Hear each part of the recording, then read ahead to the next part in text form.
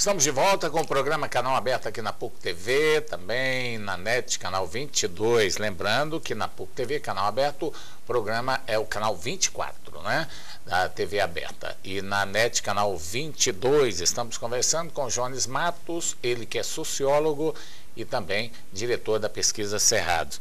Jones, aumentou para 7 milhões o número de eleitores no Brasil. Mas antes eu quero voltar só um pouquinho naquele papo que nós estávamos falando de prefeito. Vários candidatos desistiram de ser candidatos porque há um preço a pagar pelas lideranças no interior. O vereador, um quer 3 mil, outro quer 7 mil, outro 10 mil, dependendo do tamanho da cidade. As lideranças querem dinheiro para poder fazer a campanha lá no município. E que eu acho muito justo também, né? Porque a liderança lá do interior não vai sair pedindo voto lá pelas fazendas, pelos distritos, botando dinheiro do bolso, né? Ninguém vai fazer isso mais para candidato, porque antigamente você ainda tinha aquela perspectiva de um emprego, né? De uma indicação lá no município. Hoje a coisa ficou bem diferente. O pessoal quer dinheiro vivo, não é isso? Veja bem, o processo eleitoral no Brasil, da forma que está, o sistema falido, falido, não tem a menor tá virando comércio também, né? E você impede, você acaba inviabilizando a possibilidade de lideranças populares, de pessoas que têm um trabalho desenvolvido na sociedade, aqui e ali, quer dizer, que tem um desempenho em determinadas áreas, né? E ele acaba tendo dificuldades por conta da questão financeira, né? Eu lembro do presidente da OAB, o Henrique Tiburcio, falando disso. Falou, eu não dou conta de bancar uma campanha para deputado federal. Quer dizer, 5, 10 milhões, né? 10 milhões no mínimo uma campanha. Então, cada ano que passa, o custo do voto, né? O custo da eleição, ela tende a aumentar. E hoje, com a série de restrições que a legislação vem estabelecendo, fica muito caro as liderança política nos municípios, nas cidades, etc. Isso encarece muito a campanha, né? Além da estrutura que você tem que bancar, de carro de som, de cabo eleitoral e etc. e tal. E o problema, Jones, que o candidato esperto, ele às vezes ele nem gasta isso em campanha eleitoral. Ele gasta isso já comprando praticamente o voto. Ou seja, não é comprando aquele voto, chegando e falando assim, o seu voto tanto, não é assim. Se você compra de uma forma mais subliminar, aquela coisa toda. Ou seja, vai juntando dinheiro, no finalzinho, na reta final, consegue contratar não sei quantos cabos eleitorais, aquilo ali cria uma expectativa, cria uma certa numeração de multiplicação e consegue eleger esses candidatos. Então, o que eu acho errado é o seguinte: enquanto a gente ficar em cima dessa não reforma política, enquanto a gente ficar nessa pendência aí financiamento da campanha por parte das empresas, nós vamos ficar refém, ou seja, uma democracia refém do oportunismo. Por quê? Porque se você é candidato a deputado federal ou a deputado estadual, se você tem que gastar 5 milhões a 10 milhões, esse dinheiro, de onde você vai tirar esse dinheiro? Você vai tirar, por exemplo, de empresas, geralmente empresas. As pessoas físicas quase não têm condições por exemplo, de te ajudar, né? Você vai pegar dessas empresas jurídicas. Você vai dever favor para essas pessoas posteriormente, não é? Então, veja bem, a partir do momento que é um financiamento público de campanha, ou seja, o Estado consegue manter, eu acho que podia até reduzir o tempo. Não precisava ser 2 meses, pode reduzir no máximo. Eu encontrei hoje. 15 dias dá para você fazer uma proposta, passar a proposta assim, sem ficar entrando naquela repetição, porque você, telespectador, pode observar. Você vai ver um programa eleitoral repetitivo.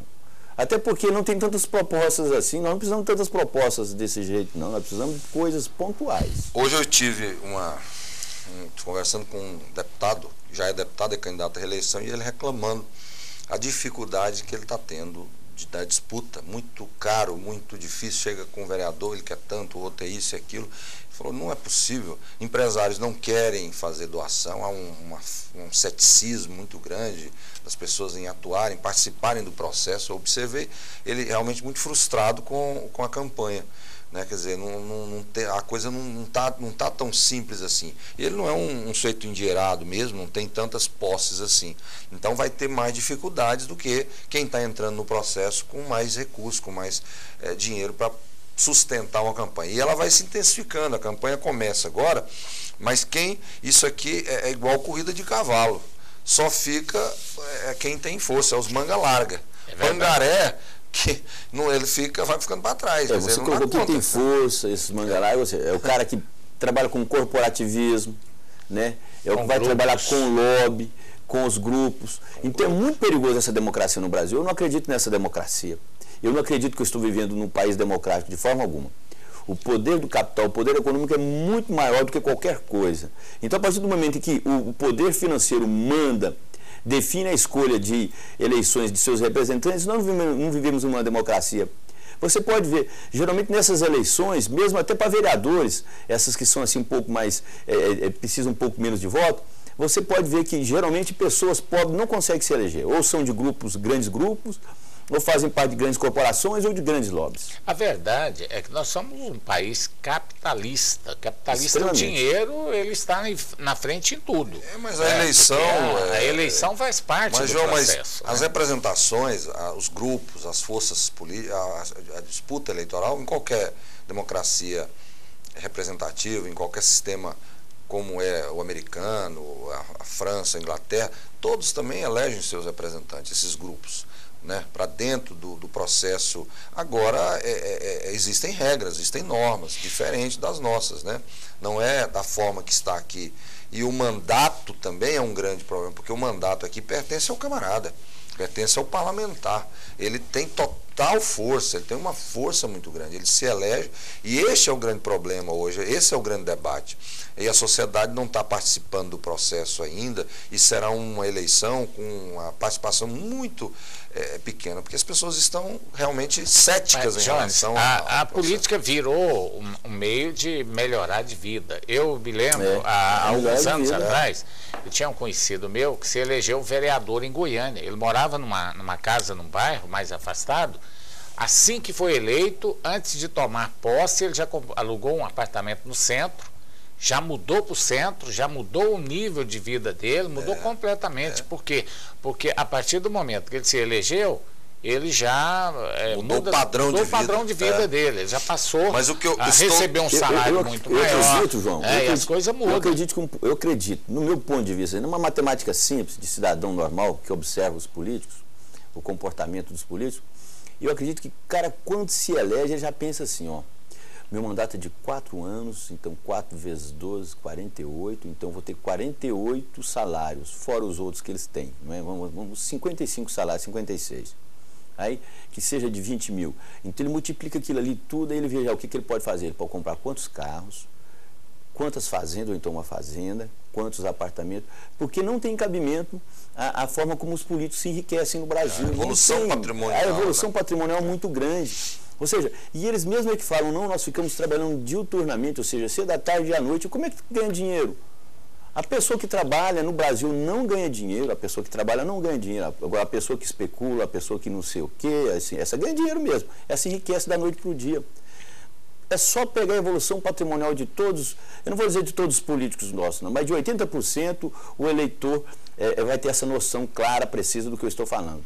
Tanto é que você, o eleitor, já até um pouco indisposto com os próprios políticos, porque já sabe que essa realidade ela é mais do que real. Você falou, Ulisses, na questão da mesmice da campanha, e essa mesmice é em todos os lugares, você tem acompanhado aí o processo eleitoral. O que é isso? As pessoas sabem que as regras não mudaram.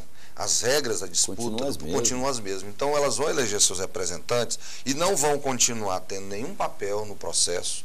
Elas não vão ter poder de fazer com que o parlamentar, que durante o exercício do mandato cometer algum delito ou algo que macule a sua imagem do ponto de vista da sua lisura, do seu comportamento, para você retirar, vai ter o corporativismo ou da Câmara ou do Senado para poder impedir que esse camarada seja retirado, seja ter um recall, por exemplo, que você acompanhe o mandato, quer dizer, então esse processo da forma que está, a forma da escolha e ao mesmo tempo o exercício do mandato dos parlamentares, a imunidade parlamentar, por exemplo, é uma coisa absurda, e isso não funciona, isso está equivocado e precisa mudar. E isso que o eleitor, por isso é que o eleitor, ele sabe que o processo eleitoral está a mesma coisa e não houve mudança nas regras, né? Olha, às vezes, eu não quero isso, você não quer, mas a realidade é essa. Essa é a realidade. A democracia que a gente sonha não é essa.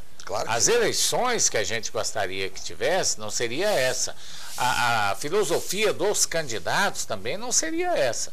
A minha maneira de pensar é que o cara, quando se candidatasse a qualquer um cargo, deputado federal, deputado estadual, que ele levasse ali com o objetivo principal o de prestar serviço para a sociedade, que é para que ele realmente foi eleito. Só que eu não vejo uma mudança imediata nesse sentido.